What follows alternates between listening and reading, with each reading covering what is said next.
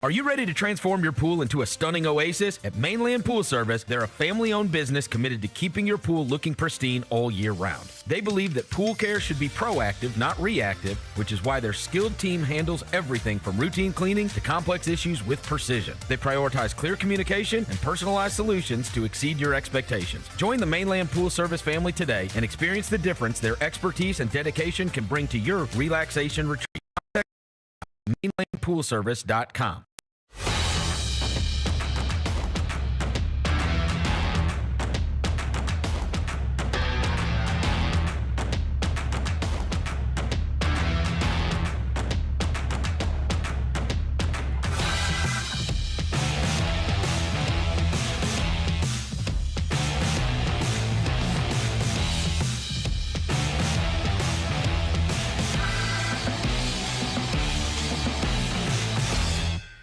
Thanks for showing up, Memphis. Nothing beats catching your Grizzlies IRL, and nobody knows that better than you. So next time you want to hit up a game, Ticketmaster's got your back with tickets to every upcoming matchup. Whether you're catching the Grizzlies at home or on the road, you'll find tickets at Ticketmaster, the official ticket marketplace of the Memphis Grizzlies and the NBA.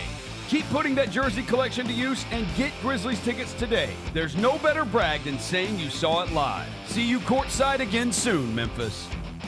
The heaviest metal credit card of all time.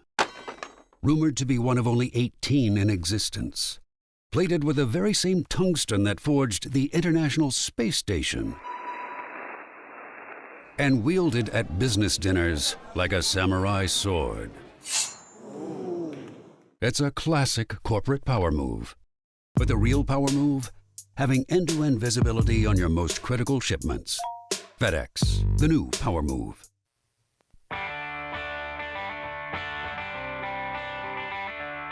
Live from the Built Ford Tough studio at FedEx Forum, it's the Gary Parrish Show, presented by Ortho South, on YouTube at Grind City Media and the official Grind City Media app. Now, here's your host, Gary Parrish.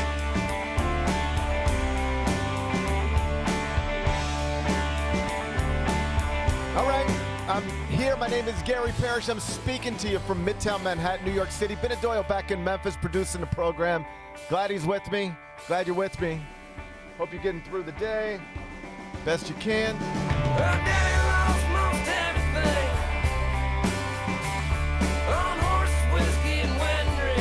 And I hope you're ready for game 60 of a scheduled 82 because it's on tap tonight. Grizz at Timberwolves. Going to happen in downtown Minneapolis. One team is good and healthy. The other team is neither of those things currently. Point spread underlines as much. We'll talk about it momentarily. First, though, quickly, let me set today's schedule for you. When I finish this over, we're going to take a break, come back, and do 5 more things you need to know. Which one we're going to discuss 5 previously. Undiscussed stories among them. Penny Hardaway spoke at his weekly radio show last night. He had some comments about what he's telling his struggling players in these struggling times. I'll pass them along to you. We'll do that in about 20 minutes with the Memphis men and the Memphis women and the Grizzlies all struggling for different reasons. I asked Bennett yesterday to find us a successful local basketball team at any level that we could be proud of and root for. We'll see if he did that. I'm going to ask him. We'll do that a little later on in the show. Duke and Arizona both secured outright conference championships last night. Fun Monday in college basketball. We'll talk about that a little later on in the show. NBA veteran Luke Kornet has come out against the Atlanta Hawks Magic City Monday promotion. He said it objectifies women and is in poor taste. Is he a nerd or does he have a point? I'll get Bennett to answer that question. We'll do that in the second segment. And the man who was detained by law enforcement officials in connection to the alleged abduction of Nancy Guthrie is firing back at the people who he says tried to get him to confess to a crime he did not commit. I'll tell you what he said exactly. We're going to do that during a segment we call 5 more things you need to know. Then we'll eventually do GP's carryout, and we'll call it a day. So that's the rundown. We've got a lot to get to. But I did want to start by just apologizing to both Bennett and Kyra for scaring them this morning with a frantic text message and phone call. I I think I lost track of time, Bennett. I think I lost track of time. Someone's not keeping up with their time zones. I make a habit to, make a note, a file, if you will, that sort of keeps my schedule in front of me. So even if I happen to forget what I might have on tap today, I can always click on this thing and it'll remind me. Oh yeah, I'm doing this at 1:45, and I got this to do at 3:10, and I got to be in studio at 4:30. And I made one of those yesterday. I had it all right in front of me, and then I did a CBS Sports HQ hit this morning at 8:15 Central, and I don't know how that computed in my head that I needed to be on the Gary Parrish show 30 minutes after I got done with that, but I thought it was like 9:55 Central, and it was really just 8:55 Central, and I was signed on to Zoom, and nobody, for those of you who've never been on Zoom, if you're not the host of the Zoom call, like if you didn't create it, the host has to let you in. In this case, the host is always Kyra, and so I'm like, come on, Kyra, let me in. What are you doing? And then I'm texting. I'm like, hey, guys, I'm just sitting here waiting, and then I call Bennett, and he's like, what are you talking about? It's 7:50. It's 8:50. We don't start for another hour. Why are you calling me right now? I'm sorry to put you through that. It's okay, man. I mean, listen, you have made fun of me in the past for not being able to name state capitals. All I ask is that you know your time zones. That's it. I'm pretty good at it. Okay. Generally speaking, I'm pretty good at keeping up with where I am and how that sometimes moves the clock in different ways. But I slipped up this morning. Honestly, it was a reminder. It was like a moment. It was a moment where I was like, I need to slow down. Like there's too much going on. Like there's only so many hours in the day, and I'm spending too many of them doing stuff. Can you tell me what time? Can you tell me what time it is on Mountain Time right now? Yes, that's Mountain. Okay, it's 11:07 here. It's 10:07 where you're at. I'm going to say that Mountain is 9:07. Pacific is 8:07. It's perfect. That was perfect. I told you I'm pretty. Great work. I wasn't bragging out of school. I'm actually pretty good at time zones, generally speaking. I just got mixed up this morning, and I had that moment where I was like, if you can't even keep up with time zones anymore, if you've reached the point in early March where you can't keep up with time zones anymore, perhaps it's time to take a breath. But I don't have time to take a breath today. I'll have to take a breath. Okay. I'll try to do it some other day. Either way, if you're looking for a silver lining, it's not nice to be confused, but it is nice to then suddenly realize it's an hour earlier than I thought. I got like an hour. I got the hour to kill. So, buddy, I just been over there on Tankathon wearing out that simulator. What's going on? Well, it just hits 8 every time. 8 all the time. Nate Ament. 8. Can I interest you in a Michael Brown or a Nate Ament? We'll get to that in a second. First, I want to start with your Memphis Grizzlies because Game 60 of a scheduled 82 is going to be played tonight in downtown Minneapolis. Grizzlies at Timberwolves Target Center. As I told you, Minnesota is a heavy favorite. Open at 13.5. It's now up to 14. Total 237.5. Tip scheduled 7 o'clock Central. 8 o'clock Eastern, 6 o'clock Mountain, 5 o'clock Pacific. You can watch it on the FanDuel Sports Network. Big Bet Bennett, 5 players are out for the Grizzlies. Okay. 3 more are questionable, namely Santi Aldama, Cedric Coward, and Ty Jerome. The Grizz are positioned tonight for that reason and many others to take a loss and move in a direction that could theoretically eventually increase their lottery odds. First question for you, will they do it? Will they win? Is that what will they take a loss? Will they take a loss? Will they take a loss? I get confused. I never know which way we're teetering here. You got to think about everything backwards right now. Yes. Will they take a loss tonight? Yes, I believe so. The reason being is because Minnesota's still got a lot to play for in this regular season. They're trying to get up to that 3 seed and stay ahead of Denver, who's right behind them in the 5 seed. So, yeah, they're really good. And I actually think that they're a team that's probably not being talked about enough in the West because I think they're a good defensive team, and they've obviously got Anthony Edwards. So we'll see. We'll see what kind of noise they make in the playoffs. But, yeah, I think we're up against it tonight, long story short. Yeah, I would think so, too. 14-point underdog. You probably are taking a a loss tonight, barring a surprise. I told you over the weekend I had this was funny. I went to Grizzlies at Grizzlies PR just to see what's up, and 5 players listed out, and then 3 players listed as questionable. I told you the list. Then out of just curiosity, I was like, I wonder what's going on over at Timberwolves PR. It's actually at TWolves _ PR. I was like, I wonder what they got going on over there. I'm always over at Grizzlies PR, but I don't really look at the other ones too often. Oh, God bless the other teams that do it. You know, not all the teams do it. Not all the teams have the Twitter account, because trust me, I'm looking before all the radio pre-games. Okay, but Minnesota does at TWolves _ PR. Kyra, if you got this, pop it up on the screen. Look at their status report. Is that Zion pulling? Is that our? Yeah. Is that our? Remember him? Yeah, I do remember him. The only people they have out is a two-way player, and a two-way player.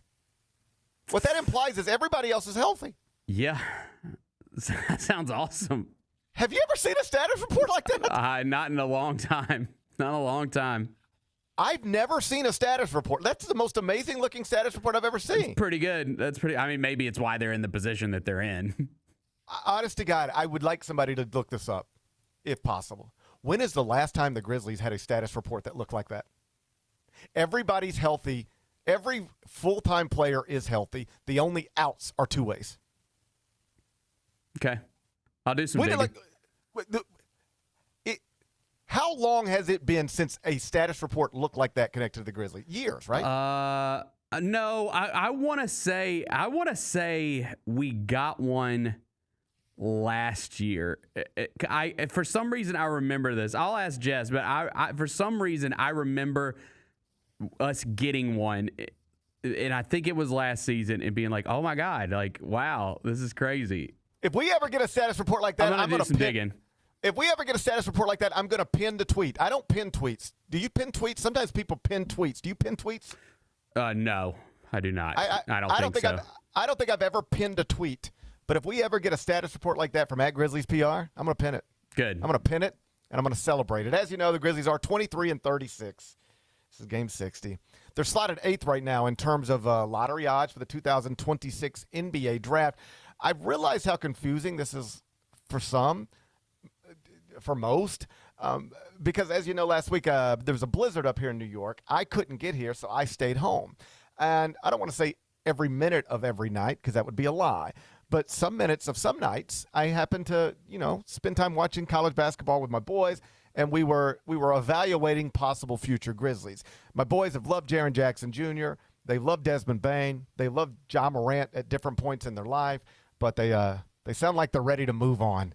They're moving forward, too. And that led to my little guy just the other day saying he thinks his favorite player now in the NBA is Anthony Edwards. And that's the first time he's ever identified a favorite professional basketball player who did not wear a Grizzlies uniform. So that broke my heart a little bit. Either way, we've been scouting. Man, we were scouting. And I was like, maybe Darius Acuff will be your favorite player someday. Maybe Cameron Boozer will be your favorite player someday. Maybe A.J. DeBonsa will be your favorite player someday. And he said, when is the draft? And I told him that. And he said, where are the Grizzlies picking? And we tried to have that conversation. And I don't think a third grader is equipped to try to make sense of lottery odds and that kind of stuff. I don't think we've gotten there yet with third grade math, because it was just a hard conversation to have. Like, how would you have this conversation? Your little boy wants to talk to you about where the Grizzlies are going to pick. You ready? Hey, Dad, where are the Grizzlies going to pick in the next draft? Good luck. Try it. Well, son, they're going to get a bunch of ping pong balls. Yeah, this is how it was. Yeah, good luck. Keep going. And we're going to have you, son, are you familiar with the lottery? Are you familiar with Powerball? They're going to put them all in a a big basket. Yeah. And then do they do that, by the way? Do we do a basket like they do the thing? I'm not sure. We don't do that. I'm not sure it's a basket, but there's some process involved, sure. I've always thought that'd be such a great show. Like, you could add it to the actual lottery, like literally like someone in the back like spinning the thing and the ping pong balls dropping out. What everybody tells you who's ever been in the room, what they actually tell you is that it's the most boring thing in the world. Yeah. You don't even really know what you're watching. Feels like we could enhance that a little bit. Perhaps there's a way. I mean, we turned the college basketball bracket preview into a show, the college football bracket preview into a weekly show? We couldn't turn some ping pong balls into a 30-minute extravaganza? Yeah, people love that. I mean, people tune into the damn thing after the news when they're spinning the thing and getting the lottery balls like that. Everybody watches that, right? Do they? Do they still watch that? I think I don't watch that. So at the very least, I don't watch that. But I think what people would tell you, I bet you are not the first person to ever think of this. And I bet you when it was brought to the people who actually had the power to create something like this, they reached a conclusion that it would not actually be compelling television. Fair enough. So, son, we're gonna put a bunch of ping pong balls in a basket. We're gonna spin it around, and then the ping pong balls are slowly gonna drop out and reveal our order of where we're drafting. Okay, and we're hoping that we're gonna be in the top half of that, but there's probably gonna be like a 20% chance that we're gonna be in the lower half of that. We don't know right now. We've got a long way to go. So the Grizzlies could pick. So, Dad, the Grizzlies could pick first. Theoretically. So where would they pick? Like, what's the range right now? Son, it's hard. It's a hard conversation. It's a hard. Yeah. It's like, yeah, they could pick first, or I guess based on current odds, they could pick 12th. Or a lot of different places in between there. So does that mean they could get Darren Peterson, Dad? Maybe. What about the A-Cuff guy we watched the other night? Maybe. What about A.J. DeBonsa or Cameron Boozer? Maybe. So when will we find out? May 10th. It's a hard conversation to have. It's tough. Yeah, that's tough. It's very confusing for the little guy. He just wants to know who his new favorite player is going to be, and it's hard to provide proper guidance right now. But eventually, the lottery is going to happen. And then a lottery order will be set. And then we will be able to have actual conversations about the players that should be in this range and should not be in this range. But right now, the Grizzlies are slotted 8th over at Tankathon, which gives them a 26.3% chance to jump into the top 4 of the draft and a 6% chance to land the number 1 overall pick. Coincidentally, when I settled into the hotel here last night, among many things that I was working on was a updated 2026 NBA mock draft that I will file and at some point today, and it'll publish at some point after that. And it was the first time in a while I've actually, for lack of a better phrase, put pen to paper. You know, I talk about these prospects all the time, and he's a top 3 pick, and he's a projected top 10 pick, and he's a projected lottery pick. But, like, let's actually put them in some kind of order. Okay. And see how far we go until we go from, man, I'd kill for that dude, to, I guess I'd take him, but who knows? And I'm scared. I think it breaks into some tears, and I'll just tell you what I found. Reasonable minds, I should say this, could disagree on this stuff. It's a draft. It's a mock draft. You could put these players in a bunch of different orders, and just because I have them coming off in this order doesn't mean that they couldn't reasonably come off in another order. Just because I have somebody gone by, say, the 8th pick doesn't mean that they'll actually be gone by the 8th pick. All of this goes without saying, I hope. Anyway, if you're going through it, I really do think at the top, there's a top 3. And this has been established for a while, but any way you cut it, the first 3 names that are coming off the board probably are going to be Darren Peterson, A.J. DeBonsa, and Cameron Boozer. It is very difficult to find a mock draft that doesn't have those 3 as the top 3. And you can find mock drafts that have them in different orders. Sam Vecini, who is my former colleague, forever friend, and I think the best guy doing it, he has A.J. DeBonsa going number 1, Darren Peterson 2. Okay. I would still probably have Peterson going 1, DeBonsa 2, but my larger point is it's still somewhat up in the air. In the betting markets, it is Peterson as a minus favorite to win it. Everybody else is plus money. And by win it, I mean secure the number 1 pick in the draft. So I think it's Peterson, DeBonsa, Boozer in a tier by themselves. And it doesn't mean that somebody selected below them won't be better or won't be a future Hall of Famer. It just means that in this moment, those are probably the first 3 names coming off the board. So if you want one of them, you're going to have to probably jump into the top 3. After that, at least in my opinion, the next batch is 4. There's a 4-player group where I don't think they're Peterson or DeBonsa or Boozer necessarily, but I would be excited if I got any of them. As a Grizzlies fan, give me any of these players, and I'm excited about it. In some order, it would be Caleb Wilson from North Carolina, Kingston Flemings from Houston, Keaton Wagler from Illinois, and Darius Acuff Jr. from Arkansas. Then I break again, and that's where you get into a conversation about Michael Brown, about Nate Ament, about Braden Burries, about Koa Pete, about Jaden Quaintance. But I really do think, at least in my head, the way this draft is unfolding, there's a top 3, and then there's a next 4, and then there's a space where there's still incredible talents, prospects available, but they don't immediately pop for me in terms of this could be the face of the franchise the way those first 7 pop. And the issue, of course, is that, as I noted, right now the Grizzlies are slotted 8th. Yeah. And the most likely place, based on current projections, the most likely place the Grizzlies pick in the 2026 NBA draft is 8th. It would come one spot after those top 7 that at least project that way in my mind. So as I was doing this last night, I'm trying to figure out a way to get Darius Acuff or Kingston Flemings to the Grizzlies at number 8 because that's where they're projected right now. And I can't really do it without being intellectually dishonest. I can put something in there like, this team might reach for Nate Ament in the top 5, but if I were in charge of selecting these players, I would have the first 7 coming off the board: Peterson, DeBonsa, Boozer, Wilson, Flemings, Wagler, Acuff in some order. And that would leave the Grizzlies, if they're picking 8th, picking between something like Michael Brown, Nate Ament, Braden Burries, Koa Pete, Jaden Quaintance. I don't want to finish 8th. I don't want to pick 8th. That's what I'm trying to tell you. I completely agree. Like you said what I was thinking. I think 1 through 3, you're ecstatic no matter what. No matter where you are, 1 through 3, you're ecstatic as a Grizzlies fan. 4 through 7, I think you're feeling really good. Like, okay, we're about to get a really good player. I think anything past 7, you're probably disappointed, but probably cautiously optimistic because it's a really good draft. If you pick in the top 3, all of this was worth it.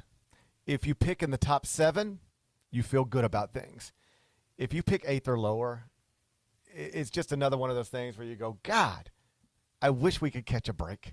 And I know the franchise has caught breaks. Picking 2nd in the John Morant draft was, at least in theory, catching a break. It expedited that rebuild. It would be nice to catch a break. And if you're not picking in the top 7, you did not catch a break. You got dealt another bad hand. I mean, dude, we've been here 25 years. We've never once had the number 1 overall pick. I feel like we're due. Well, I hope we're due. I'd like to pick first. I feel like we're due. I'd like to pick first. If not first, then second. If not second, then third. If not third, then fourth. If not fourth, then just don't 8th or below. I don't want to be 8th or below.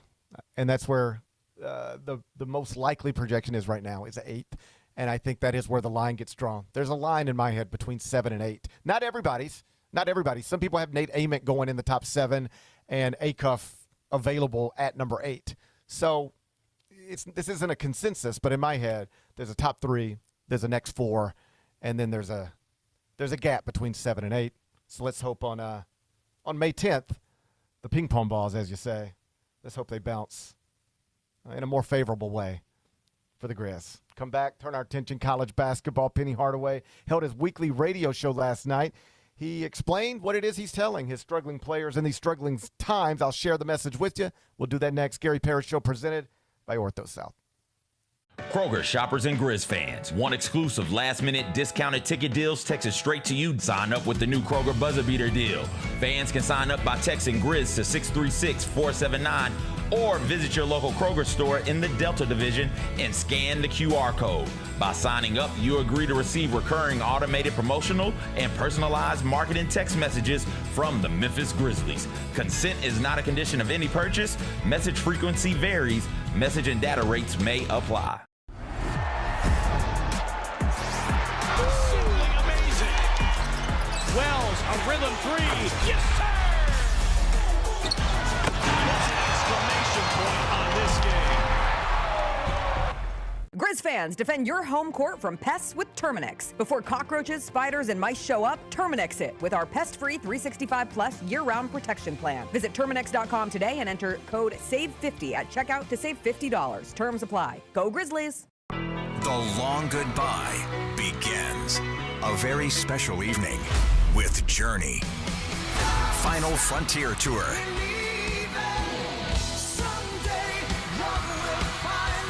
Journey. Tickets are on sale now at journeymusic.com. Your chance to say goodbye to the songs that changed our lives. Journey. Final Frontier Tour. Thanks for showing up, Memphis. Nothing compares to catching your Grizzlies IRL. And that all starts with buying tickets at Ticketmaster, the official ticket marketplace of the Memphis Grizzlies and the NBA. Ticketmaster gets you to the game so you can catch every highlight. Put that jersey collection to use for the next game and get Grizzlies tickets at Ticketmaster. Whether they're here at FedEx Forum or on the road, Ticketmaster's got your back when it comes to scoring tickets. And there's no better brag than saying you saw it live.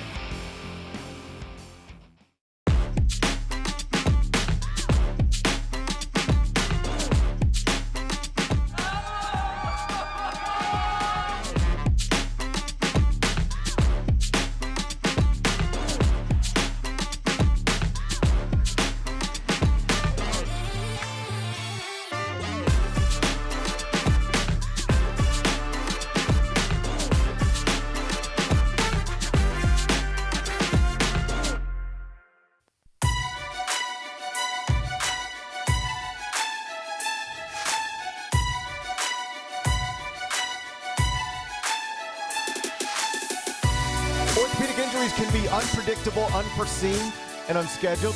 And Ortho South understands this better than anyone. Since your injuries don't make appointments, you don't need to either.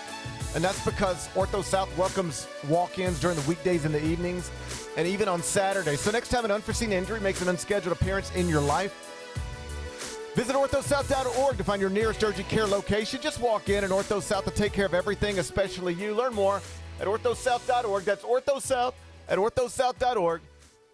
Now I got 5 more things you need to know. Number 1. Penny Hardaway held his weekly radio show last night. It was over at Brookhaven, and among other things, he explained what it is he is telling his struggling Tigers in these struggling times. He said, among other things, and I get this straight from the Commercial Appeal, Jason Munns, fine beat writer over at commercialappeal.com. He's got the story. The quote, "To whom much is given, much is required." When you're given so much and now they're getting paid tons of money, the fans are like, okay, we need you to play up to the level you're getting paid. Being a paid athlete that has to come to work every day, work hard, then go out and produce. They're not used to that. Sometimes they're like, okay, we're getting paid, but I don't feel like it today. I don't feel like running. My body hurts. So Penny continues. He said, quote, "I tell these guys to find someone in your family that's been working, whether it's a parent, a relative, that's been working so hard all their lives to make ends meet. You're making way more money right now than they ever would have made just to play basketball. Just look at it from that aspect. Go out and just give it all you have." It sounds like, and that's the end of the quote, it sounds like he's having trouble on some level motivating these guys, perhaps because, they've now gotten paid. There's big expectations on them. And I have heard this from other college coaches. This isn't unique to Penny Hardaway. Other coaches have told me this. The money has changed some players. Like this guy is not the same guy he was when I recruited him, now that he's got $800,000 in his bank account. Money does have the power to change people, both positively and negatively.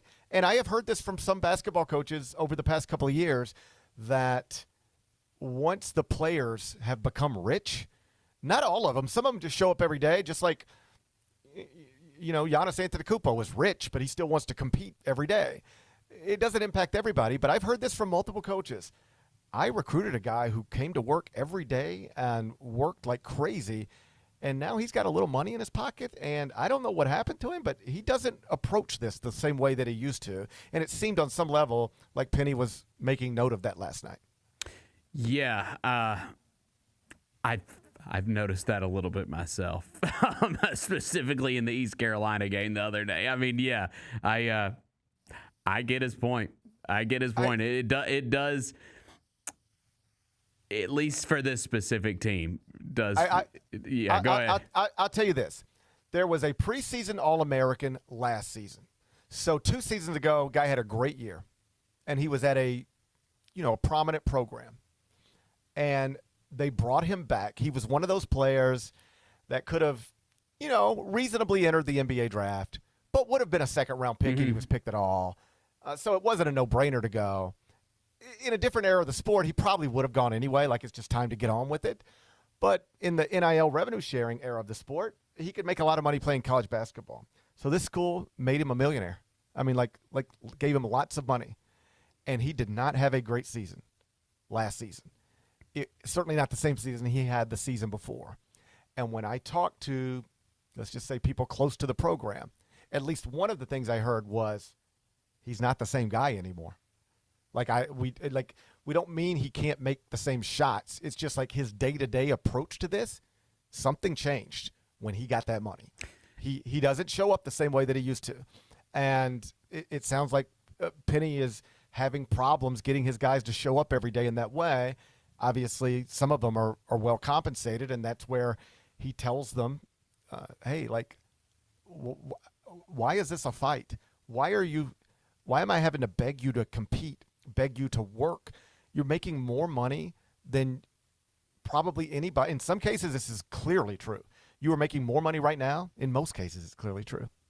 You're making more money right now than anybody in your family has ever made.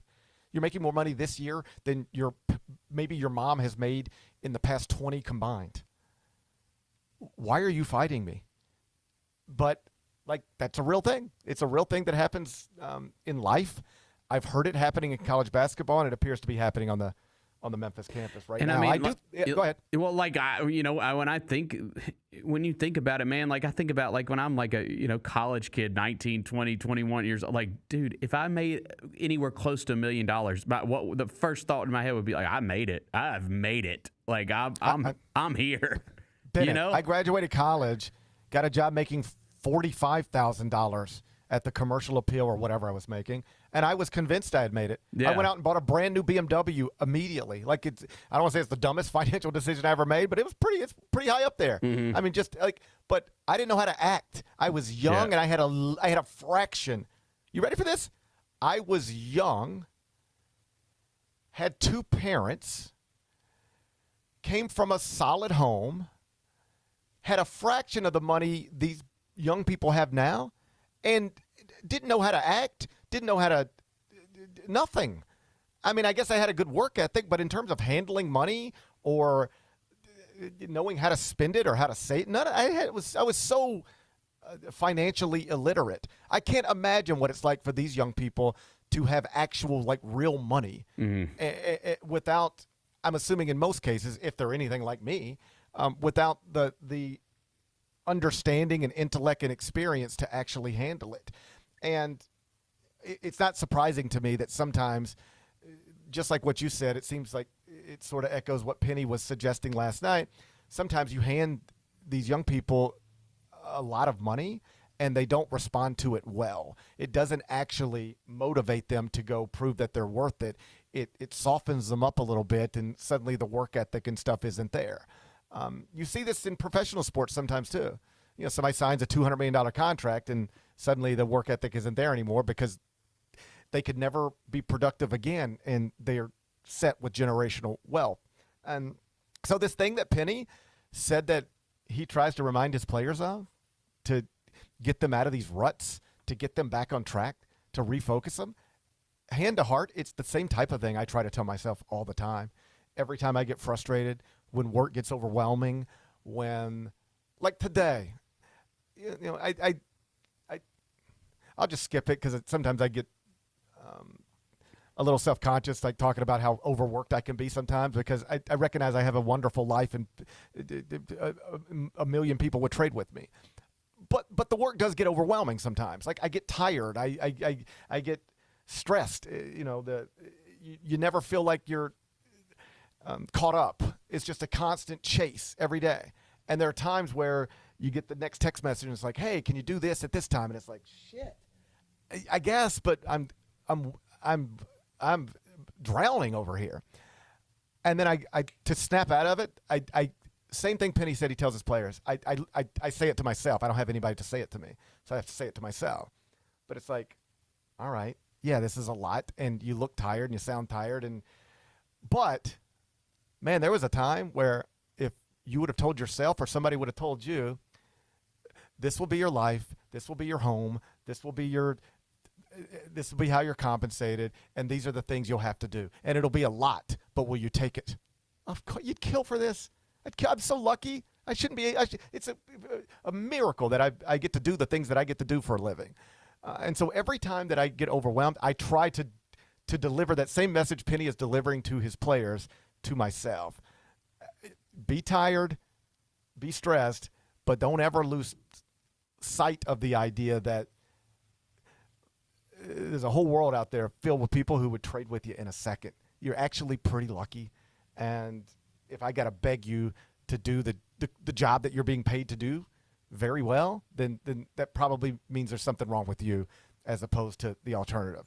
And so I think that's a healthy message. Whether it works or not with this basketball team, I don't know, but it's a healthy message. Like there's a practice facility filled with young people who are making more money right now just to play basketball, more money right now than I'm assuming most of their family members have ever made in their lives.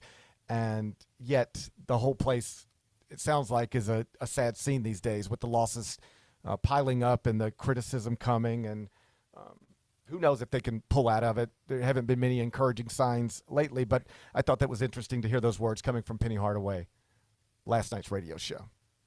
Number 2. All right, Ben, I gave you an assignment yesterday. I said the men's basketball program at Memphis, you know what's going on there. The women, even worse. They've already been eliminated from American Conference Tournament contention. The Grizzlies are moving forward, headed for the lottery. We need a basketball team to be proud of. We need a basketball team to root for. Can you find us a local basketball team at any level that we can root for, be proud of, and celebrate? That was the assignment. How did you do? I think I did really well. Okay. And I mean, obviously, I got to give a little credit to the Daily Memphian for stumbling upon this. But Rhodes College is going to the NCAA tournament. They will be the Rhodes Lynx right down the road on what road is that's North Parkway, right? Rhodes right off North Parkway, right? Yeah, sure. Yeah, over there by Alex's Tavern. Shout out to Rocky. Shout out to my dad, John Doyle, proud alum of Rhodes College. Okay, John Doyle was a smart one, I see. That's right. They don't let idiots in over at Rhodes. You're damn right they don't. Somebody asked me one time. It was somebody I knew from out of town. And they were coming to Memphis because their daughter, I think, was visiting Rhodes. And they reached out to me, and they were like, GP, so my daughter's coming to town. They were like, where do you get barbecue? He was all like, hey, where should we get barbecue? Where should we stay? That kind of stuff. And then they were talking. They were like, did you ever consider going to Rhodes? And I'm like, well, I wasn't smart enough to get into Rhodes. They wouldn't even let me send my transcript over to Rhodes. The post office would have been like, we're not taking this to Rhodes. You can't go to Rhodes. Who you think you are, John Doyle? No, I know people who went to Rhodes, but I was never smart enough to do it.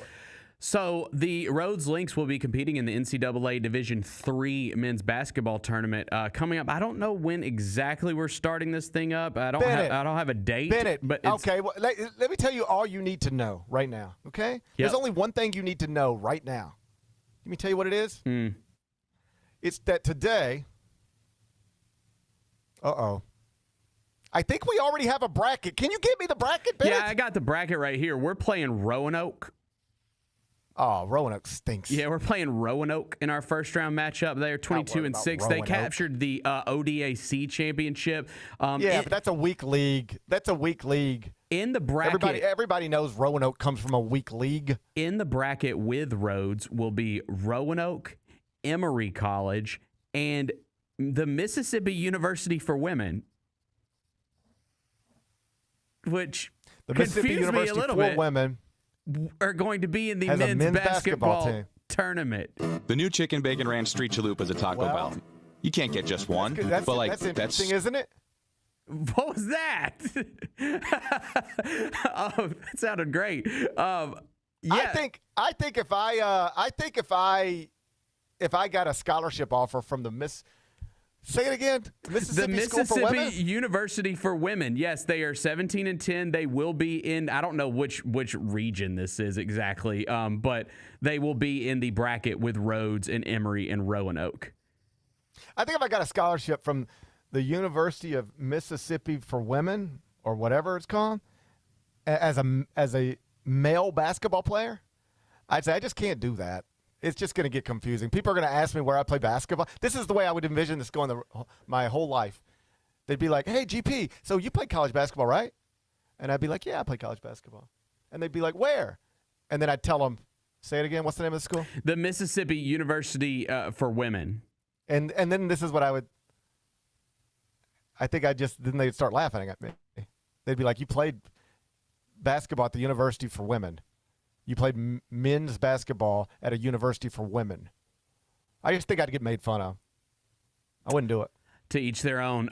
They will be competing in the Emory region. So we're going to Emory University, their home turf, to compete for this thing in the first round. Hold up. Rhodes' first round opponent is Emory. No, they're in the bracket. Their first round opponent's Roanoke, but Emory is in this bracket, and we're doing the first round at Emory College. Emory University. Is there a scenario where Rhodes matches up with Emory eventually? Yes, it could be in the second game. Yep. Oh, okay. I'm all in. If they beat the Mississippi University for Women, if Emory beats the Mississippi University for Women. Okay, I'm all in on Rhodes then. I can't tell you how much money Emory took from me. I was going to say, didn't your son go there for a second? For a second. For a second. Wait, where is Emory? Atlanta. It's in Atlanta. Okay. Oh, it's one of the great institutions. It's one of the great college institutions in America. Okay, right on. No, shout out to Rhodes, man. I hate Emory. Do you? Okay, good. I like this. Now we got some real beef. Oh. I don't know that anybody in this world has taken more money from me than Emory. This feels like setting up to be a revenge story. Yes. Oh, I'm going to be decked out in Rhodes gear. We got a chance to beat Emory and go to this. We got to get through Roanoke first. They ain't no spring. Dude, Roanoke. Roanoke is overrated. They ain't play nobody. Roanoke ain't play nobody. Roanoke's 22-6. Rhodes is 23-4. So, yeah, you're right. We should be favored. And I say we proudly. Hey, and I say we too. I'm going to be a Rhodes link for the rest of the season, if you don't mind. Links. But wouldn't the singular version be a Rhodes? You still have to say Lynx. No. Okay, the Memphis Tigers, or I'm going to be a Memphis Tiger. The Rhodes Lynx, or you're going to be a Rhodes what? You still got to say Lynx. The plural of Lynx is lynxes or lynx. Okay, this is what I'm trying to say. We got to figure this out. It's like deer. It's like deer. It's like deer. Yeah. It's like you either see a deer or you see some deer. So you can either go watch the Lynx or play for the Lynx. It does not matter. Correct. It's just the Lynx. It's always the Lynx. Got it. Okay. I'm going to be decked out in Lynx gear for this Emory matchup, assuming we get there. But I'm not worried about Roanoke. They ain't played anybody. In all seriousness, congratulations to like Zoe Goodson, Scott Robinson. Like, I know these guys. Okay, good. Like, these guys, Zoe is the head coach there. He was on staff with Tubby. Scott is his associate head coach. He was over at the University of Memphis working with Cal when I was the beat writer. Like, I've known Scotty longer than I've known Zoe, but I've known them both for a long time now. Penny Hardaway's been here 8 years. I've known Zoe before that, right. So I've known these guys more than a decade. So okay, here we go. I got it for you. Obviously, thrilled for them. All right, come with me. Yeah, we are playing on Friday at. God, now it's stop refreshing. We are playing. Yeah, Kyra's got it right here. So Rhodes is playing on Friday, March 6th at 4:45 p.m. Now, I was looking for how we can watch this, and it does look like that there's something called the NCAA something pass. It is the God, I'm doing a terrible job at this. Yes, you are. I'm doing a terrible job at this because I had to exit out of it to find the plural of links. You had one assignment, Bennett. I was going to handle everything else today. You had one. How to watch The Division III basketball tournament. Okay, all right. It says NCAA.com/champs pass to watch the NCAA. It says some games could be available on ESPN Plus, but that looks like more that we're getting towards like semifinals and whatnot. So, hey, how about this? We're going to figure it out before Friday. yeah. By the time Friday gets here, we will be able to tell everybody. Can someone send me a shirt or a hat or something before then? I would love to represent. Okay, I'm going to order. You think I can order me a Rhodes shirt and have it delivered to my home by Friday? You have zero chance of that. I'll just go to Rhodes. I'm sure they got a little store in there or something. Go get us some Rhodes gear for Friday. Okay. I'll do that. Could you do that? I'm in New York. I'm nowhere close to Rhodes. I'll swing by Rhodes. You're closer to Rhodes than I am. I would assume they have some kind of store where I can buy a shirt. Yeah, let's support Rhodes on Friday. Okay. And let's all support Rhodes as a community. As a community. Yeah. And then that possible second round matchup with Emory. I'll wear my Rhodes gear again. Come in studio, burn my Emory gear. I got Emory gear. I'll burn it. I love it. We got to get through Roanoke first, though. Man, I ain't worried about Roanoke. They ain't played nobody. Okay. Just one step at a time. One step at a time. I ain't taking it one step at a time. I'm looking ahead. All right, go Lynx. Go Number Lynx. 3. Hey, fun night in college basketball last night. Big Monday featured 2 projected number 1 seeds in different games, but still. In the early game, Duke blew out NC State to secure an outright ACC title. In the later game, Arizona beats Iowa State by double digits to secure the outright Big 12 title. So right now, Michigan already with 12 days left till Selection Sunday. 3 of the number 1 seeds are already locked up. Michigan, outright Big Ten champ, will be a number 1 seed no matter what happens between now and Selection Sunday. Duke, outright ACC champ, will be a number 1 seed no matter what happens between now and Selection Sunday. And Arizona, outright Big 12 champ, will be a number 1 seed no matter what happens between now and Selection Sunday. So it's interesting. Those are the 3 teams that are 1, 2, 3 in the net. Those are the 3 teams that are ranked 1, 2, 3 in adjusted defensive efficiency. They're all excellent in both offense and defense, but they all are better defensively. They're the 3 best defensive teams in the country. So that means there's only one number 1 seed left up for grabs. Right now, most people would give it to UConn. I personally would give it to Florida. I think it probably comes down to one of those teams. A Houston, in theory, a Nebraska could still maybe get into that conversation, but ultimately the number 1 seeds are going to be Michigan, Duke, Arizona, and then probably either UConn or Florida. Florida, with a win tonight, and they're favored by more than 20, will be your outright SEC champ. UConn probably going to be co-Big East champs with St. John's, but has the better body of work. Also, a little bit of history last night. Tommy Lloyd at Arizona won his 140th game of his college career. He is in his 5th year as a Division I men's basketball coach. He's a longtime assistant at Gonzaga. 140 games, 140 wins and counting in year 5. He has already won more games in the first 5 years of his head coaching career at the Division I level than any person in history. Now, how about this? So think about all the people who have ever coached college basketball at the Division I level. Mm-hmm. Nobody has ever won this many games in the first 5 years as Tommy Lloyd. He's got that record right now. He will hold it for roughly a year, and then John Shire will break it next year. Oh, man, yeah. Because John Shire now has the most wins for any coach through first 4 years as a head coach. Next year will be year 5 for him. So it's interesting. Arizona and Duke and Michigan are all coached by either people who are first-time head coaches or first-time high major head coaches. In Dusty May, who's in year 2, Tommy Lloyd at Arizona is in year 5, and John Shire's in year 4. So these are all relatively young head coaches. Before they got these jobs, had never been head coaches at the power conference level, and they are all knocking it completely out of the park. I mean, these are projecting as 3 future Hall of Famers. I won't be surprised if we look up and before they all retire, they're all national champions. I mean, we just lost the Roy Williams and the Mike Krzyzewskis and the Jim Boeheims. Well, this is the next group: the John Shires, the Tommy Lloyds, the Dusty Mays, perhaps the Todd Goldens. There's some really, really high-level basketball coaches that have established themselves at some of the biggest brands in the sport. And barring a surprise this season, one of them is going to be your national champion. How about this? I saw this on Twitter late last night. It's from just a random account, so it's not even like a ESPN research and that I can give credit to. It was just a random account, but I looked it up, confirmed it, and it appears to be true. I'm going to read it to you so I get it exactly right. Over the past, let me find it. Now I look like you looking for stuff. It was over the past X amount of years. Let me make sure I've got it exactly right. There are 10 teams that, okay, start over, reset. There are 10 teams in the history of college basketball to register a net rating of 35.00 or better. All right? Mm-hmm. History of college basketball, 10 teams, net rating of 35.00 or better. 7 of the 10 made the national championship game. 4 of those 7 won the national championship game.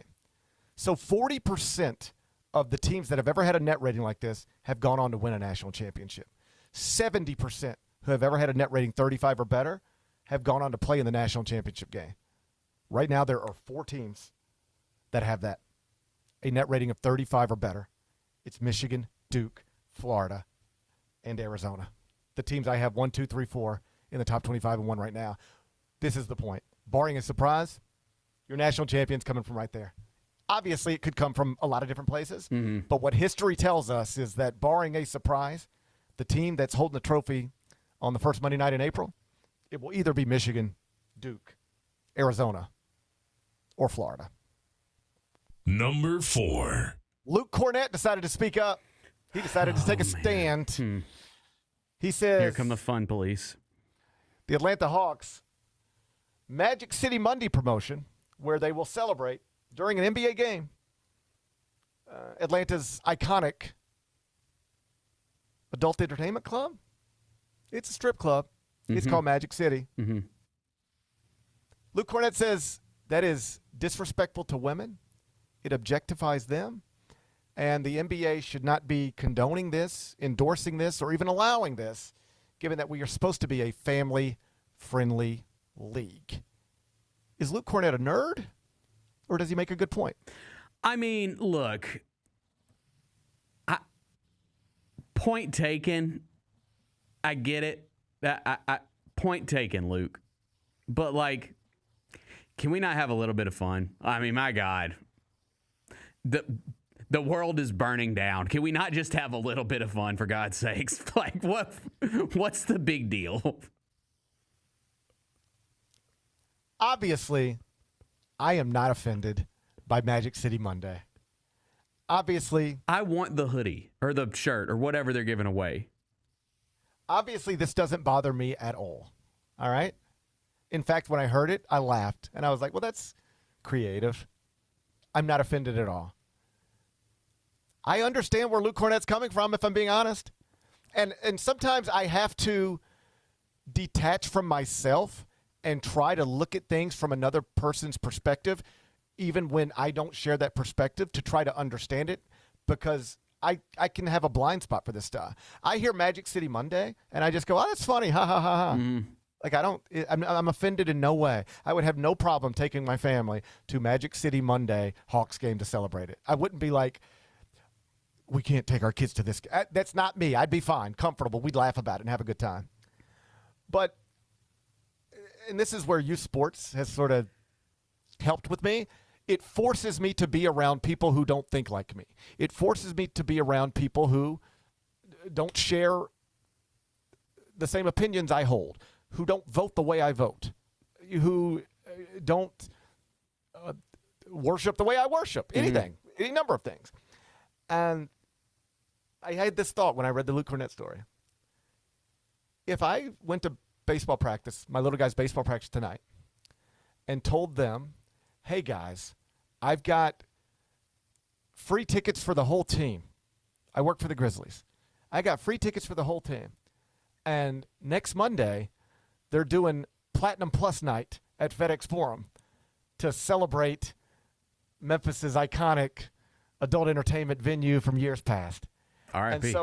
And so R.I.P. And so if anybody ever wants to, so let's go. We're going to Platinum Plus night. It's the Grizzlies and the Hawks. There would be, did I tell you? They're front row seats. We're sitting on the hardwood. There would be parents who would say no. They would not go. They would say, what? We're not going to I'm not taking my kids to expose them to a celebration of a strip club. I would have parents on my son's baseball team who would say, no, that is not where I'm taking my family. Okay. And so from that perspective, I totally get what Luke Kornet's saying. Here's where I completely differ. Is it appears, I don't know for a fact, but it appears that they were being subtle about this. Like, they're not going to have strippers doing the halftime show, okay? Well, of course not. Of course not. They're playing the Magic on that game, right? Yes. And yes, so it's all like the shirt says Magic City and has a picture of a hot wing on it. Like, it's yes. I don't. They're talking around it, but it is by design a celebration of Magic City, the strip club. It is. I just don't know how obvious that would be to families going to the game. Like, I think it's a funny promotion that they're doing. I don't think that they would be in. Look, after this, it's probably going to get canceled. I mean, that's how this crap goes. But I do not think that this celebration was going to be thrown in people's faces to the point that they were like, "Oh my God, we have to get up and leave now." Like, of course not. There's not going to be a stripper twerking at halftime. I'm saying if you didn't know what it was, I think you would have no idea what's even going on if you go to the game. That's fine, but I'm saying if I described it honestly and accurately, and I said, "Hey, baseball team, let's forget the Grizzlies. Let's take it down to Atlanta. We're a 9-year-old baseball team. We live in the Atlanta area.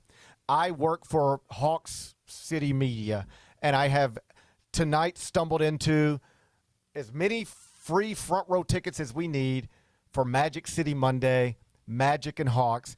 It's a celebration of Magic City, the iconic strip club in Atlanta. No, strippers aren't going to be there. No, it's not going to be like that, but it is a celebration of Magic City, the strip club. That is what this is. I would have parents who would say, we're not taking our family to that. And from that perspective, I get that. I understand where I knew everybody would laugh at Luke Kornet and make fun of him. But I totally can see where he's coming from, even if I don't share his opinion at all. Just because I know we would have parents on our baseball team who, they go to church every Sunday morning. They go to church every Sunday night. They go to church every Wednesday. And they would not be comfortable with just the idea, no matter what it actually looked like when you were there, the idea that this night is designed to celebrate a strip club would not sit okay with them. Fair enough. I don't know. I think that it was going to be done tastefully, GP. I choose to believe that. It's a tasteful celebration dude, of strip club. Like,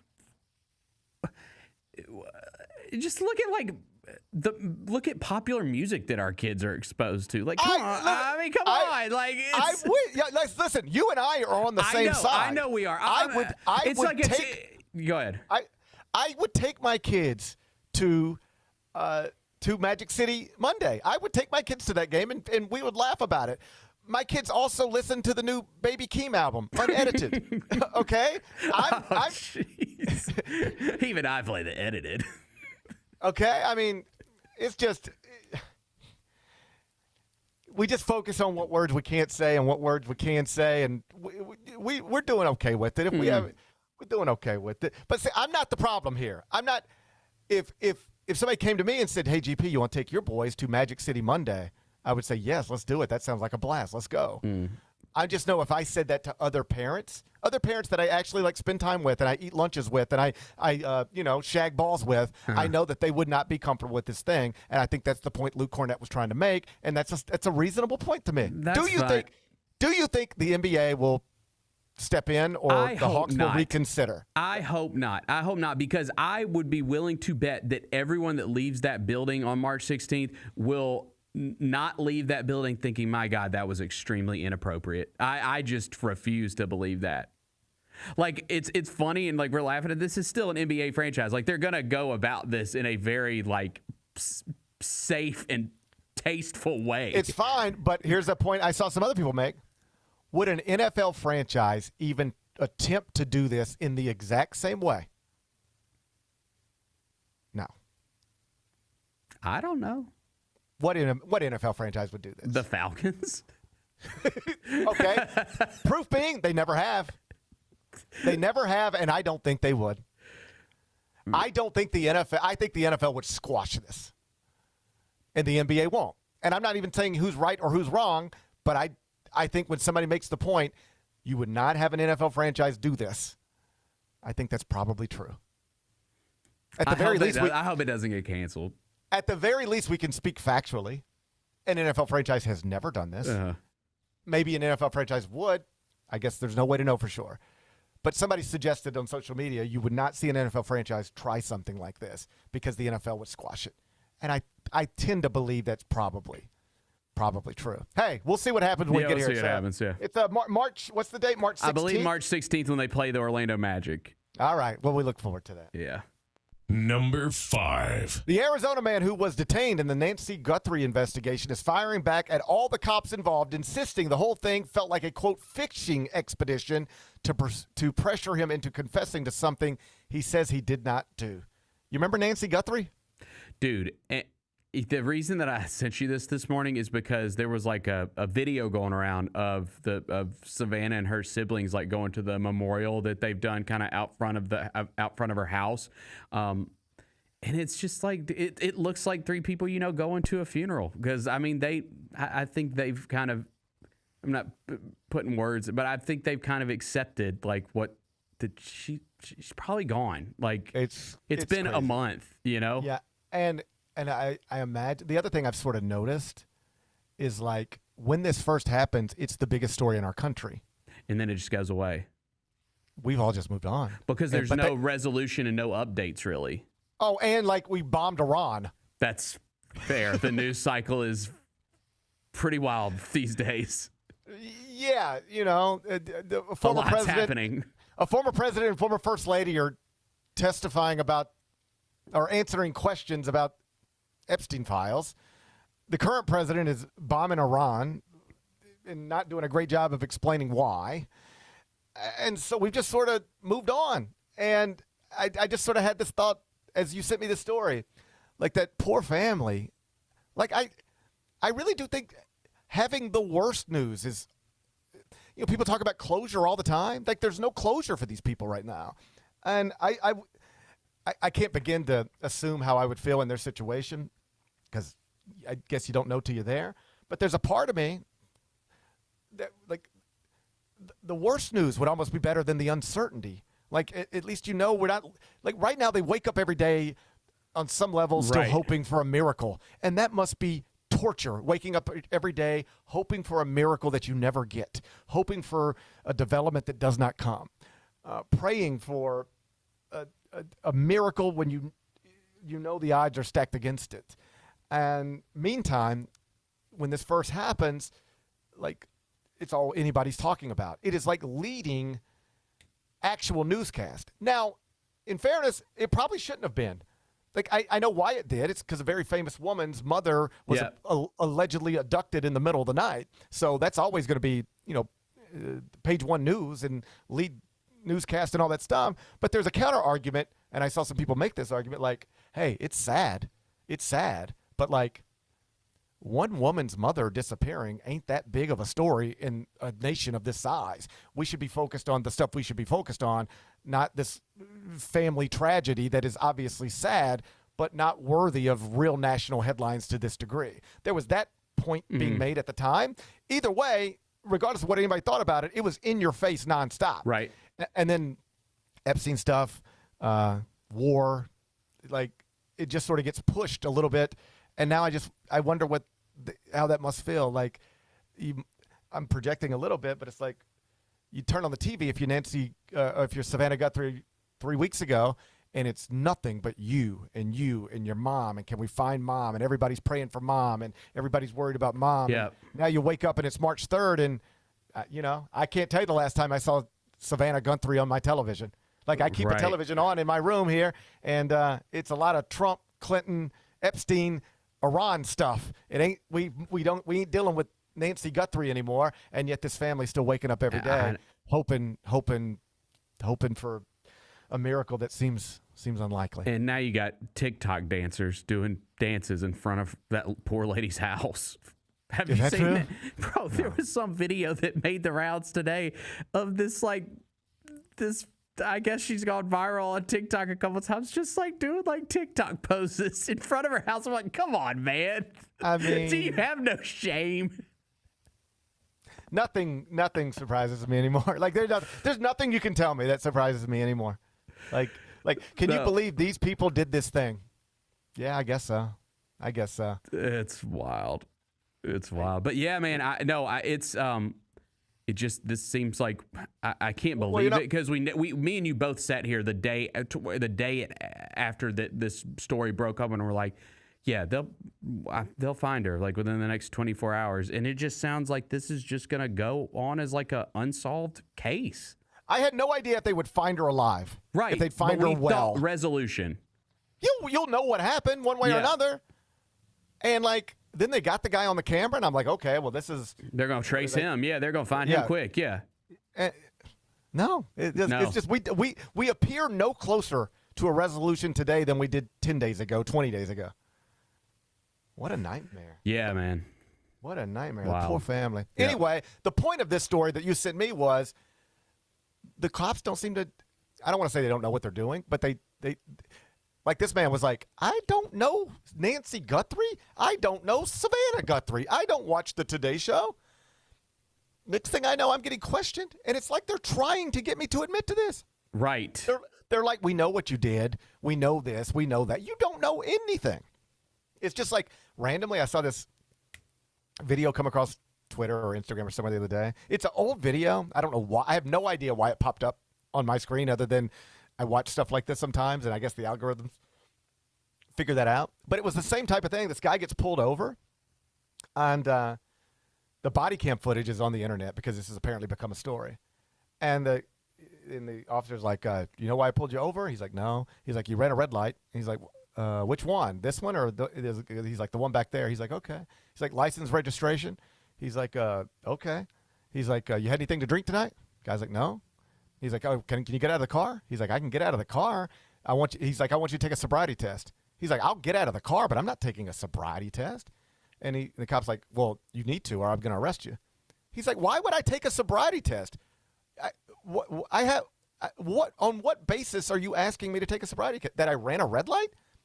Do you smell alcohol? He's actually being defiant to the cop. Like, what training do you have to conclude I might be under the influence of stuff? Did you go to college for this? What are you basing this on? And he's just like, and the cop's like, son, if you don't do the sobriety test, you're going to go to jail. He said, then arrest me.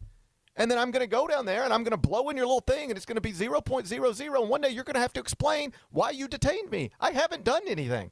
You have no actual reason to suspect me of driving under the influence. But you're about to arrest me under suspicion of driving under the influence, and you can't even tell me what I did other than ran a red light. And they arrest him. And then they show him in the next video is like him in the station, and he's like, and they're like, keep blowing. He's like, and it comes back 0.0000. They're like, you come back 0.00. He's like, I know. I told you that. And I think I got distracted and moved on, but I think he's got like a lawsuit. He's going to win it big time. Yeah. But it's the same type of stuff. Like the cops, they're just looking for something. And I know you've been drinking, and if you don't take this sobriety test, then you're in trouble. Hold up. You shouldn't even be allowed to ask me to do this. This is crazy. And what happens if I trip during the sobriety test? Not because I've been drinking, but because, I just lost my balance. Now I've got that on camera. Now you've got that to convict me? No, I'm not doing that. And this guy's, I don't know, these things popped into my head together. This guy was like, the cops were just asking me questions. I was telling them the truth, and they kept pushing me to tell them something different. They already had the truth from me, but they didn't like what I was telling them. So they kept pushing and pushing and pushing. And truth is, I had nothing. I don't even know who these people are. I don't even watch the Today Show. That is scary to have cops trying to get, that does happen. Cops zero in on somebody and you're like, I didn't do this. I have nothing to do with this. But they're convinced for whatever reason, if they keep asking the questions, eventually you'll get your answers. And that's why false confessions are a real thing. I know it's hard to imagine you would ever admit to something you didn't do, But I've watched too many documentaries where it's like they had me for 16 straight hours. I was hungry. I was tired. I just wanted to go home. And you start saying things just to get out of that moment. I just want out of here, this moment. And this man was like, that's what they felt like they were trying to do to me in connection to the disappearance of Nancy Guthrie. So wow. Perhaps he'll have a lawsuit in his future as well. And I don't know. Hopefully, I mean, thoughts and everything, right? Yeah, absolutely. But like, would that drive you insane if for the rest of your life, you're Savannah Guthrie, and for the rest of your life you have no idea what happened to your mother? Yes. Would you rather know? I shouldn't lead you.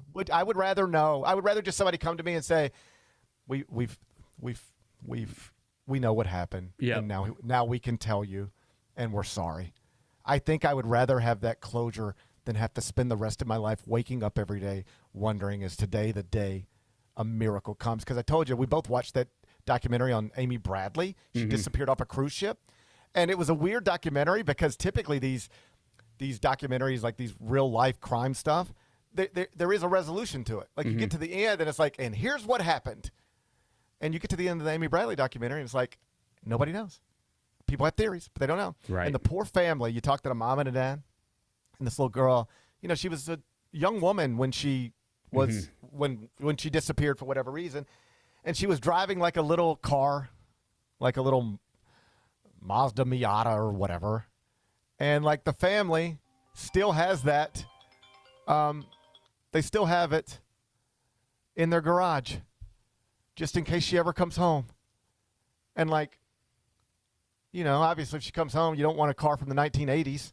So I don't really understand the point other than this is the type of thing that I think could happen to you if you're a parent and or a loved one of somebody who just disappears and you never get an answer. The John Benet Ramsey stuff, like that poor dad. I saw that fella on TV the other night. He just looked like the saddest thing. And he's been feeling that way his entire, like for years, decades. Yuck. So I do think I would rather have the resolution than have to wake up every day wondering the way Amy Bradley's family has to wonder and the way Savannah Guthrie's family is wondering right now. But just a nightmare of a situation. Hopefully they get some good news soon. Be back with Carry Out.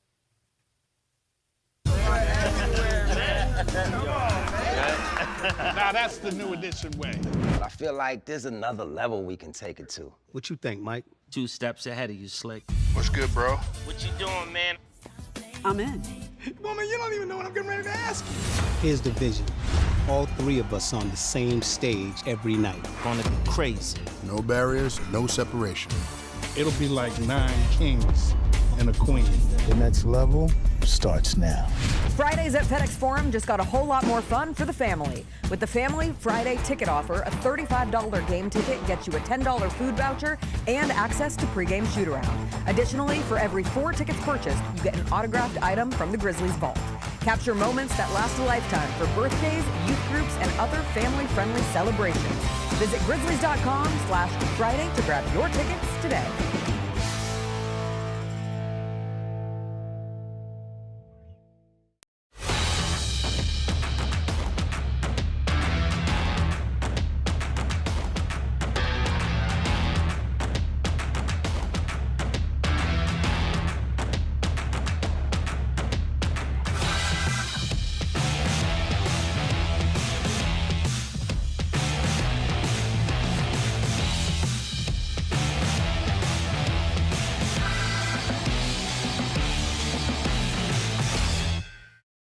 Grizzlies fans, dunks, dimes, and no-looks are great on TV, but nothing compares to catching them IRL. And that starts with buying tickets at Ticketmaster, the official ticket marketplace of the Memphis Grizzlies and the NBA. Ticketmaster gets you to the game so you can catch every highlight in person. From seeing your favorite Grizzly stars up close to hearing the squeak of the sneakers on the hardwood. Put that jersey collection to use and get tickets at Ticketmaster. There's no better brag than saying you saw it live. See you courtside, Memphis. Own the 2025-26 Grizzlies season with the 10-game Flex Pack, the ultimate way to catch all the action on your terms. Choose your favorite matchups from intense rivalries to weekend thrillers and customize your pack to fit your schedule. With 10 games to pick, you'll never miss the moments that matter most. Visit Grizzlies.com/packs today to build your perfect ticket pack and cheer on the Grizzlies your way. It's your team, your season, and your schedule. So don't miss out.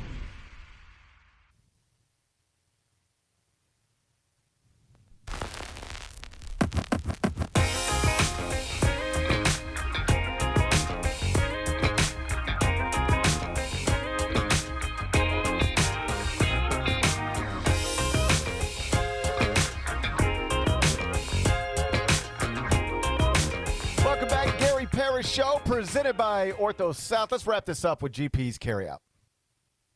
It's time for GP's Carryout. One final segment filled with stuff to take with you. It's not everything you need to know, but it's most of it. What did we miss today? How about this, Bennett? What's up? If I sounded distracted at the end of the last segment while talking about the terrible story involving Nancy Guthrie, it's because I was distracted, and that's because I was securing, you and I, some Rhodes Links shirts. Oh, let's go. Let's go. Special shouts to Zoe Goodson. Texted me, said, if you, head coach of the Rhodes men's basketball program, he said, how many shirts do you need? Just give me some sizes. Bennett, we're Rhodes Links now. I don't know that either one of us are smart enough to say that out loud. But we're Rhodes Links right now. I mean, I've always considered myself kind of a part of the Rhodes family. I told you my dad went there, so like, you know, I didn't go there, but I've been on that beautiful campus before. Did choir there when I was a child. I know Rhodes well. I've always considered myself a partial Links. Did you consider trying to get into Rhodes? Did you get rejected from Rhodes? No, I didn't. I didn't. I always, I bleed blue. I always wanted to go to University of Memphis. But if I thought that I had the chance to go to Rhodes, I would have tried. So you don't think you could have gone to Rhodes? Hell no. I mean, I couldn't either. I had no chance. Like, no chance. I was a very mediocre student in high school, and really a mediocre student in college. Me too. Yeah, I did what I had to do to get by, and then really focused on the things that mattered to me in those moments. So in high school, I did what I needed to do to get by, and then focused on a bunch of stuff you shouldn't focus on. Mm-hmm. And then in college, I did what I had to do to get by, and then I just immersed myself in the journalism department and the Daily Helmsman, and stringing for the Commercial Appeal and the Memphis Flyer. And so that's how I end up, with the careers that I have. But I was not a good student at any point in my life past probably like 6th grade. I think I was pretty good up until about 6th grade, and then I fell off for one reason or another. But like, I look back on my experience in that way, and some of this is just where you come from. Yeah, I'm the first college graduate in my family. I don't say that for any other reason, just to point out that I never visited a college. I never even visited the University of Memphis, I don't think. I think I took the ACT once, got a score that could get me into Memphis, and then it was like, that's it. Me too. That's it. Literally the exact same, yeah. That's it. Whereas my oldest son, took the ACT 50,000 times and visited multiple schools and applied all over the place and then picked the campus. And so not only was I not smart enough to go to Rhodes or wouldn't have been qualified to go to Rhodes, it never even occurred to me to set that as a goal. It's just not something where I'm from people thought about. I had this moment where I get out of college and I'm covering high school sports for the Commercial Appeal. And I remember being at something like a MUS soccer game. And when you were at a MUS soccer game, the way you'd cover an MUS soccer game is you would sit in the bleachers, and you would just sit there with your little notebook and watch a soccer game, and you'd go back and write about it. But often you'd be sitting around students, like high school students. And you got to remember, I'm 22 at the time, and so they're 17, 18 at the time. I don't look that different than them. So I'm just sort of sitting, and I'm just sort of eavesdropping. I'm listening, and I'll never forget, I had this moment. there was like maybe 5 MUS students just like sitting there. And they were talking about what they're getting ready to, and somebody was like, yeah, I got accepted to Vanderbilt, got accepted to Virginia, trying to figure out which one. And then the other one was like, yeah, so-and-so got into Stanford. I'm going to go to NYU. And it was like, where? These people grew up 30 minutes from me. And it's like a totally different world. I had never heard young people talk about Stanford or Vanderbilt or Virginia. Never. The valedictorian of my high school class and the salutatorian. Both incredible people, incredible lives. They're doing great, as far as I know. They went to junior college. 4.0, valedictorian, junior college. That was like, maybe if you really were smart, you went to Ole Miss or Mississippi State or really motivated, but more likely it's just like Horn Lake to junior college. And so I wasn't set up to even, I knew where Rhodes was, but that was not something attainable to somebody from where I was from. At least not 99.9% of the people where I was from. So I could never actually be a Rhodes Lynx, but if they'll accept it, I'm willing to claim them right now. Absolutely. Shout out to higher education. Shout out to higher education. Shout out to Rhodes. Shout out to Zoe. I'm going to get back with him here in a second. When we wrap this show. I'm going to figure out how to get our shirts in our hands. Good. But we coming in uniforms. Let's get Kyra 1-2. Yes. We're coming in uniforms on Friday. Me, you, and Kyra are going to represent the Rhodes Lynx. Who are we playing? Roanoke? Yeah. I'm not worried about Roanoke. Get me to Emory. Get me to Emory. I got a score to settle with them. I want to beat them on their home court. I want to beat $90,000 out of them. Yep. Let's go. What kind of school charges $90,000 for 1 year? Let's just get through Roanoke first. No, I don't look ahead. I don't already look looking ahead. No, I've had issues with looking ahead. My entire sports fandom, I'm not looking ahead. I'm focused on Roanoke. I'm looking past Roanoke. They ain't played nobody. I got my sights set on Emory. They owe me. And Zoe Goodson's going to get it back from me. That's right. Let's get him, Coach. Let's get him, Coach. What's today's biggest game? Let's do some college basketball. Let's just keep you. You know what?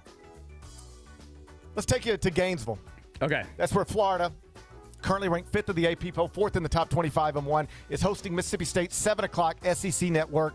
With the win, the Gators will secure their first outright SEC championship since Billy Donovan was the coach. It'll be Ty Golden's first conference championship. He is one of the few people on the planet who won a national championship before he ever won a conference championship. Florida minus 22.5. The total's 160.5. How you going to act? Yeah, I mean, that is a massive number, which scares me, obviously. But, dude, I think Mississippi State could lose by 30. I believe that. Let's go with Florida here.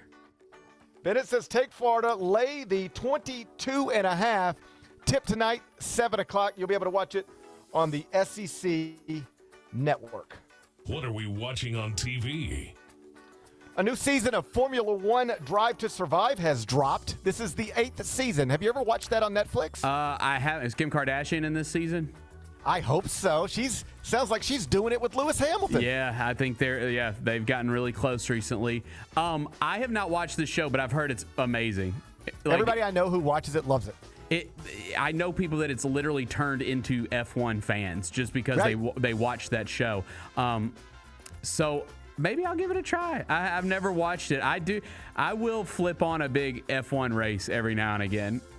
It's entertaining, man. It's entertaining. We were talking about NASCAR on Vernon's show yesterday, and I was like, dude, the thing that has made I don't know where NASCAR stands and like where it was, where it's going, where it's been, like where we are right now. But all I can say is when you put on like a race like that, just on your nice TV with your sound bar, it's pretty awesome. I'm not going to argue with you. It looks and sounds cool. I don't follow the sport. I don't understand the intricacies of it. But I know that I have friends like you who started watching this on Netflix just because it's on Netflix. And then they were like, well, this is fun. And now they get up and they watch the races. That's what they do on the weekends. They watch. They could tell you right now who's leading what and who's good and who's not. I can't do that, but they can. So this documentary series has been great for the sport, and a new season has dropped. It's number 9 in TV shows today. You can find it in your Netflix app. What's the best thing we've read? Well, over the top 25 and 1, I updated it, dropped Iowa State not at all after last night's loss to Arizona. Sometimes fans get bothered by that, but the truth is, if you look at Iowa State, even after last night's loss, I've got them 9th in the top 25 and 1. There's nobody below them that should be ahead of them, even with the loss last night. So they stay where they're at. Duke remains number 1. The top 4, Duke, Michigan, Arizona, and Florida. You can read it. It's on the homepage, cbssports.com. What's on tap for tomorrow? Well, tomorrow will be Wednesday. We'll look back at Grizz Timberwolves. Chris Vernon will join me in the first hour. Should be a fun show. We'll be one day closer to Rhodes and Roanoke. We'll be one day closer to Rhodes and Roanoke. Let's go, Lynx. Let's go, Lynx. Enjoy the rest of your day. I'll try to enjoy mine. It's me back here tomorrow at 10. Till then, be careful, be kind, be good. Rep your hood.